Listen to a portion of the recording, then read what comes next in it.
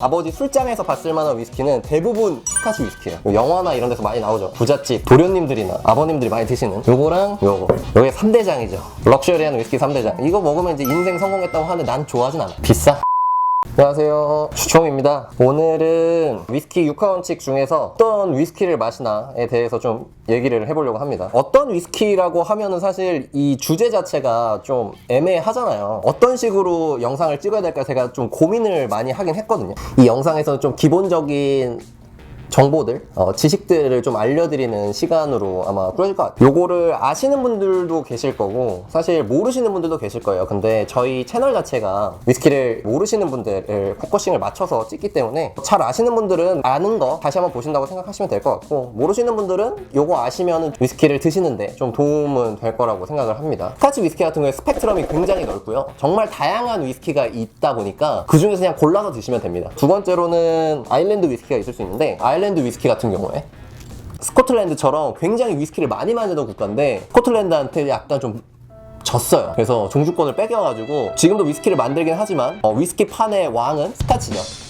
간단하게 설명을 드리자면 아이리쉬 위스키 같은 경우에는 증류를 3번을 해서 좀 맛이 좀 더 부드럽고 깔끔하다는 장점이 있고요. 저는 마셨을 때 그냥 편하게 마시기 좋은 타입의 위스키들이 많이 나오는 것 같더라고요. 그리고 미쿡 위스키, 보통 버번이라고 많이 부르긴 하는데 미국 위스키 같은 경우에는 원재료를 옥수수 비율이 높다 보니까 되게 고소하고 바닐라 같은 캐릭터가 많이 돌거든요. 저는 요즘에는 편하게 마시고 싶을 때는 버번을 자주 마셔요. 아메리칸 위스키를 많이 마시는데 가격도 생각보다 그렇게 부담스럽지 않으면서도 맛이 아까 말씀드린 대로 바닐라나 뭐 고소한 맛 이런 캐릭터들이 많이 나오다 보니까 좋은 것 같아요, 개인적으로는. 그리고 일본 위스키입니다. 사실 일본이 위스키를 엄청나게 빠르게 만들기 시작했어요. 아시아 국가 중에서는 유일하게 5대 위스키에 속하는 나라인데요. 요거 같은 경우에는 여러분이 잘 아시는 산토리라고, 그 맥주 좋아하시는 분들은 그 황금색 산토리 프리미엄 몰츠 아실 거예요. 여기 띄워주세요. 그 산토리움 프리미엄 몰츠 만든 회사인데 위스키를 만든 지 100년이 넘었거든요, 일본이. 지금 요즘 최근 한 5년 새에 되게 인정을 많이 받고 가격이 엄청 오르고 있어요. 먹기가 힘들어.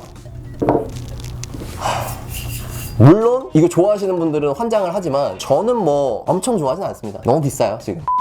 이쪽에 원래 캐나다 위스키를 하나 보여드렸어야 되는데 캐나다 위스키가 제가 가지고 있는 게 없어요. 캐나다 위스키 같은 경우에는 조금 호밀 비율이 높고 마시기 편한 쪽의 위스키들을 많이 만드는 걸로 알고 있는데 사실 저도 캐나다는 잘 안 마셔요. 그래서 이렇게 막 얘기를 해드리고 싶지만은 제가 경험한 게 없는데 또 거짓으로 방송할 수 없지 않겠습니까? Nope. 마시기 편한 쪽 크라운 로얄이라는 위스키를 많이 드시더라고요. 그것도 좀 그냥 마시기 편한 스타일의 위스키라고 생각을 하시면 될 것 같아요. 이렇게 해서 위스키 5대 생산국을 말씀을 드렸는데 지금 얘네들을 제외하고라도 뭐 대만, 프랑스, 인도 뭐 이렇게 다양한 국가에서 위스키를 만들고 있거든요. 근데 5대 생산 국가라는 게 뭐 괜히 5대 생산 국가겠습니까? 가장 그래도 생산량이나 위스키를 만들어내는 그런 결과물을 봤을 때 잘 만드는 국가를 의미를 하는 거니까요. 뭐 다른 국가의 위스키들도 충분히 좋지만은 저의 개인 추천 같은 경우에는 뭐 5대 위스키 안에 있는 제품들을 좀 먼저 드셔보시는 걸 추천드리고, 그 중에서도 저는 그냥 스카치를 먼저 드셔보시고 다른 위스키들도 드셔보시는 걸 좀 더 추천을 해요. 왜냐면은 그만큼 종류도 다양하고 많이 들어와 있기 때문에 쉽게 구하셔서 드실 수 있거든요, 상대적으로. 그래서 저는 스카치를 가장 먼저 드셔보시고 다른 위스키들도 좀 드셔보셨으면 하는 게 제 의견이에요. 여러분들이 보셨을 법한 위스키나 아니면 한 번쯤 마셔봤을 위스키, 아니면 아버지 술장에서 봤을 만한 위스키는 대부분 스카치 위스키예요. 영화나 이런 데서 많이 나오죠. 부잣집 도련님들이나 아버님들이 많이 드시는 요거랑 요거. 요게 3대장이죠. 럭셔리한 위스키 3대장. 이거 먹으면 이제 인생 성공했다고 하는데 난 좋아하진 않아. 비싸. 요거는 조니 워커고요. 발렌타인, 로얄 살트 이렇게 되거든요. 근데 요 3가지들을 가장 많이 보셨을 거예요.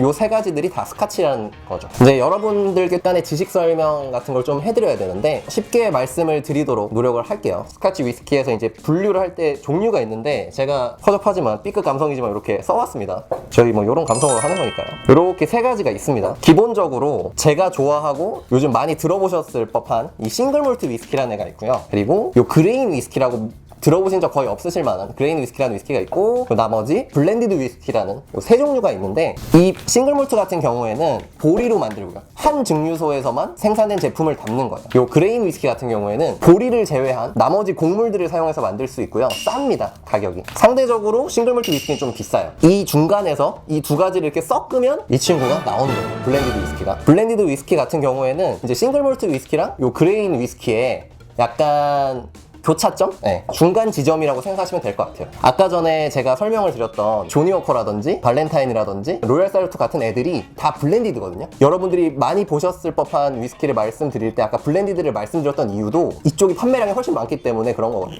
이렇게 세 가지가 있는데 이 그레인 위스키는 사실상 별 의미는 없어요. 이거를 그대로 마시는 경우는 드물기 때문에 우선 요거는 빼도록 하겠습니다. 이 두 개의 어느 정도의 차이점을 좀 말씀을 드리면 이 싱글몰트 같은 경우에는 보리로만 만들고 한 증류소에서 나오는 특징이 있고요. 블렌디드 같은 경우에는 아까 말씀드렸다시피 그레인 위스키랑 싱글몰트 위스키를 섞다 보니까 맛 같은 경우에 이 블렌디드 위스키가 상대적으로 이 싱글몰트 위스키에 비해서 마시기 좀 편하다 이런 느낌이 많이 들고 좀 대중적인 맛이라고 생각하시면 될 것 같아요. 물론 모두가 다 그렇다는 건 아니지만 블렌디드 위스키는 좀 마시기 편하다는 평이 되게 많아요. 싱글몰트 위스키는 그거에 비해서는 좀 더 그 증류소, 술을 만든 회사의 특징이 많이 드러나고 맛의 범위가 되게 넓어요. 예를 들면은 짠맛이 나는 거, 단맛이 나는 거, 탄맛이 나는 거 이렇게 범위가 다양해서 먹다 보면은 이게 과연 같은 술인가? 라는 착각이 들 정도로 되게 맛의 범위가 넓습니다. 그거에 비해서 블렌디드 위스키는 좀 그것보다는 좀 평이한 스타일이라고 생각하시면 될 것 같아요. 그리고 블렌디드 위스키가 똑같은 연수라고 하면은 블렌디드 위스키가 좀 더 싸요. 왜냐면은 원액을 섞어서 좀 더 경제성 있게 만들었기 때문에 좀 더 저렴하게 즐길 수 있습니다. 예를 들면 12년짜리 싱글몰트 위스키가 한 7, 8만 원 한다고 하면은 12년급 블렌디드 위스키는 한 5, 6만 원대 정도로 생각하시면 될 것 같아요. 방금 블렌디드 위스키랑 싱글몰트 위스키에 대해서 간략히 설명을 드렸는데 두 가지는 사실 우열은 아니고 그냥 원하시는 거를 취향에 맞게 선택을 하시면 될 것 같아요. 그리고 저는 싱글몰트를 좋아하지만 블렌디드 위스키도 사실 나쁘지 않거든요. 그래서 원하시는 맛의 기호나 예산에 따라서 선택을 하시면 되는 부분인 것 같아요.